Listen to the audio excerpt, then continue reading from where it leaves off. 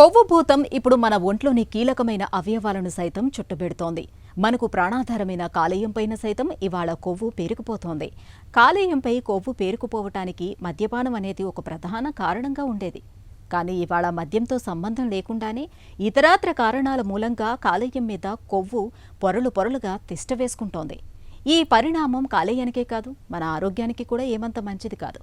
వాడుకలో non alcoholic fatty లివర్గా పిలిచే ఈ సమస్యకు కారణాలు, పరిష్కార మార్గాల గురించి ఇప్పుడు తెలుసుకుందాం.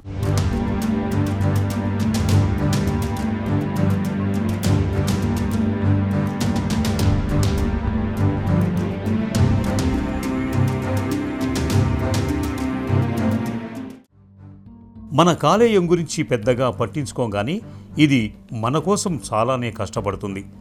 రక్తంలోంచి విషతుల్యాలను వేరు చేస్తుంది. తిన్న ఆహారం జీర్ణం కావటానికి తోడ్పడుతుంది. రక్తంలో గ్లూకోజ్ మోతాదులు స్థిరంగా ఉండటానికి సాయం చేస్తుంది. ఇలా ఎన్నెన్నో పనుల్లో పాలు పంచుకుంటుంది. ఇలాంటి కాలేయానికి ఇప్పుడు కొవ్వు పెద్ద సమస్యగా మారుతోంది. ప్రస్తుతం ఎంతోమంది కాలేయానికి కొవ్వు పట్టే సమస్యతో బాధపడుతూ ఉండటమే దీనికి నిదర్శనం. నిజానికి కాలేయ కణాల్లో ఎంతో కొంత కొవ్వు ఉండటం మామూలే. శరీరంలో మిగతా అవయవాల మాదిరిగానే కాలేయంలోనూ కొవ్వు పోగుపడచ్చు. కొంతవరకు ఉంటే ఇబ్బంది ఏమీ ఉండదు, కానీ మితిమీరితే మాత్రం కాలేయాన్ని దెబ్బతీస్తుంది. కాలేయం చేసే పనులకు అడుగడుగునా అడ్డు తగులుతూ తీవ్ర సమస్యలకు దారితీస్తుంది. మామూలుగా లివర్లో కొవ్వు పదార్థం అనేది 5% కన్నా ఎక్కువ ఉండదు. ఈ 5% కన్నా ఎక్కువ మోతాదులో కానీ కొవ్వు కాలేయంలో కానీ చేరితే దాన్ని ఫ్యాటీ లివర్ అంటాం. ఫ్యాటీ లివర్కి ప్రధానంగా కొన్ని కారణాలు ఉన్నాయి. వాటికి ఏంటంటే ఆల్కహాల్ అనేది ప్రధానమైన కారణం. ఆల్కహాల్ తాగని వాళ్ళల్లో ఫ్యాటీ లివర్ వచ్చే వ్యాధిని non alcoholic fatty liver disease అంటాం. ఈ non alcoholic fatty liver disease అనేది మన దేశంలో చాలా ఎక్కువగా ఈ మధ్యకాలంలో ఎక్కువగా చూస్తున్నాము. ఎందుకంటే జీవనశైలి మార్పుల వల్ల, హై ఫ్యాటీ ఫుడ్స్ తీసుకోవటం, ఎక్సర్సైజ్ సరిగా చేయకపోవటం వల్ల ఈ non alcoholic fatty liver disease వ్యాధి ఎక్కువగా వస్తుంది. ఈ రెండు కాకుండా కొన్ని మెడిసిన్స్ వల్ల రావచ్చు, ప్రెగ్నెన్సీలో రావచ్చు, కొన్ని వైరస్ అంటే హెపటైటిస్ బి కానీ సి వల్ల కూడా ఫ్యాటీ లివర్ రావచ్చు. ఏదైనా పేషెంట్స్లో బీపీ, షుగర్, స్థూలకాయం, ఎస్పెషల్లీ నడుము కొలత ఎక్కువగా ఉన్న వాళ్ళు, అంటే సెంట్రల్ ఒబెసిటీ అంటాం అన్నమాట, వాళ్ళు కానీ గుడ్ కొలెస్ట్రాల్ తక్కువగా ఉండి బ్యాడ్ కొలెస్ట్రాల్, ట్రైగ్లిజరైడ్స్ ఎక్కువగా ఉన్న వాళ్ళు ఈ non alcoholic fatty liver disease అనేది చాలా కామన్గా ఉంటుందన్నమాట. కాలేయానికి కొవ్వు పట్టినా చాలామందిలో ఎలాంటి లక్షణాలు ఉండకపోవచ్చు. దీంతో ఇది ఉన్నట్టు చాలామందికి తెలియదు. అందరిలా మామూలుగానే తిరుగుతూ ఉంటారు. అలాగని అసలేం కనిపెట్టలేమని కాదు. నిస్సత్తువ, కడుపు పైభాగంలో ఏదో అసౌకర్యం వంటివి కనిపిస్తే జాగ్రత్త పడాల్సిందే. కొన్ని రకాల జబ్బులు, జన్యువులు, ఆహారం, జీర్ణకోశ వ్యవస్థ ఇవన్నీ కాలేయానికి కొవ్వు పట్టేలా చేస్తూ ఉంటాయి. దీన్నే non alcoholic fatty liver disease, అంటే మద్యంతో సంబంధం లేని జబ్బు అని అంటారు. ఇదో దీర్ఘకాల సమస్య. మన దేశంలో 9% నుంచి 32% మంది దీంతో బాధపడుతున్నారని అంచనా. ఊబకాయం, మధుమేహంతో బాధపడే వారికి దీని ముప్పు ఎక్కువ. అనారోగ్యకరమైన ఆహారపు అలవాట్లతో పాటు రసాయనాల కాలుష్యానికి గురవుతున్న వారికి కాలేయంపై కొవ్వు పేరుకునే ముప్పు ఎక్కువని చెబుతారు డాక్టర్లు.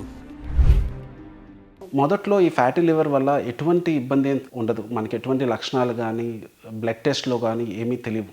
ఎప్పుడైతే ఈ ఫ్యాట్ వల్ల లివర్ డ్యామేజ్ అవుతుందో, అంటే ఆ స్టేజ్ని నాన్ ఆల్కహాలిక్ స్టేటో హెపటైటిస్ అంటాం.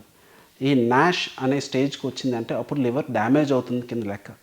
ఈ డ్యామేజ్ అయ్యే కొద్దీ లివర్లో ఫైబ్రస్ టిష్యూ అనేది డిపాజిట్ అవుతూ ఉంటుంది. ఆ ఫైబ్రస్ టిష్యూ కానీ ఎక్కువ డిపాజిట్ అయితే అది ఫైబ్రోటిక్ లివర్ అంటాం. చివరిగా లివర్ సిరోసిస్ అంటాం.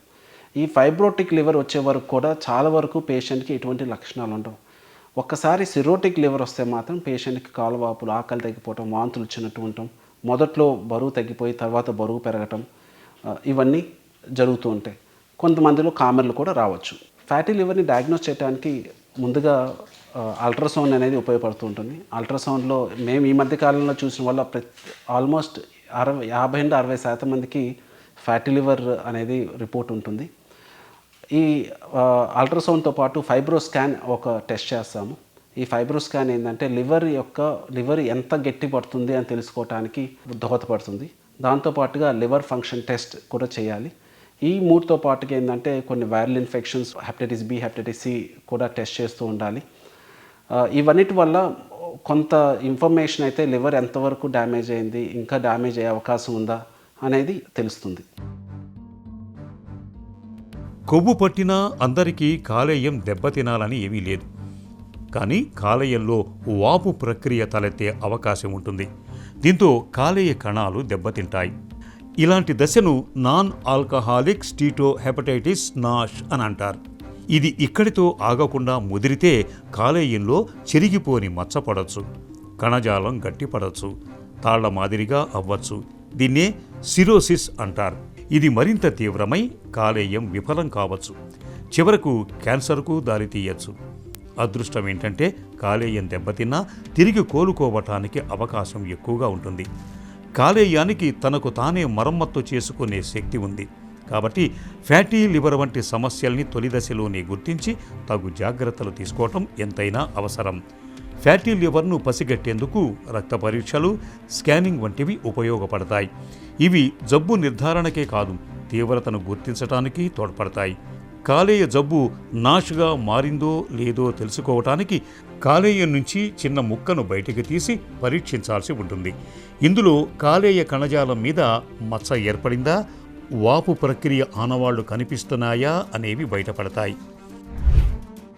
ఫ్యాటీ లివర్ అనేది దీర్ఘకాలపు వ్యాధి. ఇది రోజుల్లో, వారాల్లో, నెలలో వచ్చే వ్యాధి కాదు. ఇది సంవత్సరాల్లో వచ్చే వ్యాధి. అందువల్ల మనకి ఇటువంటి లక్షణాలు కానీ ఇటువంటి తెలీదు. అందువల్ల కొంత జీవనశైలి మార్పు అనేది ముందుగానే రావాలి. 20-30 ఏళ్ళ వయసు ఉన్న వాళ్ళ జీవనశైలి మార్పు రావాలి. ఎక్సర్సైజ్ చేసుకోవటం, తర్వాత బరువు పెరగకుండా ఉండటం, ఎస్పెషల్ నడుము కొలత పెరగకుండా ఉండటం, అంటే సెంట్రల్ ఒబెసిటీ రాకుండా చూసుకోవటం. తర్వాత హై ఫ్యాటీ ఫుడ్స్ కానీ, హై క్యాలరీ ఫుడ్స్ కానీ, అంటే బ్రెడ్, షుగర్, చాక్లెట్స్, అధిక మోతాదులో ఆయిల్, అధిక మోతాదులో ఘీ, వీటన్నిటిని చాలా వరకు కంట్రోల్ చేసుకోవాలి. పీచు పదార్థం ఉండేటట్టు చూసుకోవాలి. వీటన్నిటి వల్ల కొంతవరకు మనం నివారించుకోవచ్చు. దాంతోపాటుగా బ్యాడ్ కొలెస్ట్రాల్ తగ్గించుకోవాలి, గుడ్ కొలెస్ట్రాల్ని పెంచుకోవాలి, షుగర్ని కంట్రోల్ చేసుకోవాలి, బీపీని కంట్రోల్ చేసుకుంటూ ఉండాలి. వీటన్నిటి వల్ల కొంతవరకు మనం నివారించుకోవచ్చు. దాంతోపాటుగా కొంతమంది పేషెంట్స్ స్థూలకాయంతో బాధపడుతూ ఉంటారు. వాళ్ళకి ఎక్సర్సైజ్ చేసినా, డైట్ కంట్రోల్ చేసినా సరే వాళ్ళు బరువు తగ్గించుకోలేరు. వాళ్ళల్లో బేరియాట్రిక్ ప్రొసీజర్ అనేది చాలా ముఖ్యమైన ట్రీట్మెంట్.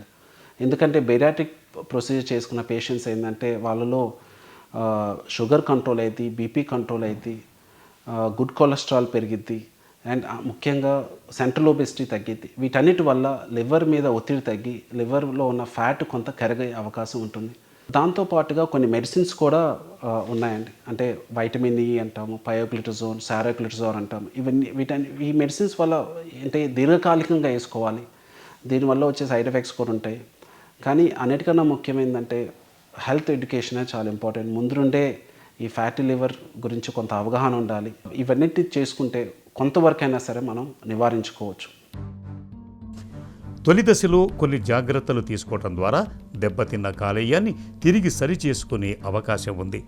వీటిల్లో అన్నిటికన్నా సమర్థమైనవి జీవనశైలి మార్పులే. ముఖ్యంగా బరువు తగ్గించుకోవటం ఎంతగానో ఉపయోగపడుతుంది. శరీర బరువులో సుమారు 7% తగ్గించుకున్నా చాలు, నాష్ నుంచి బయటపడవచ్చు.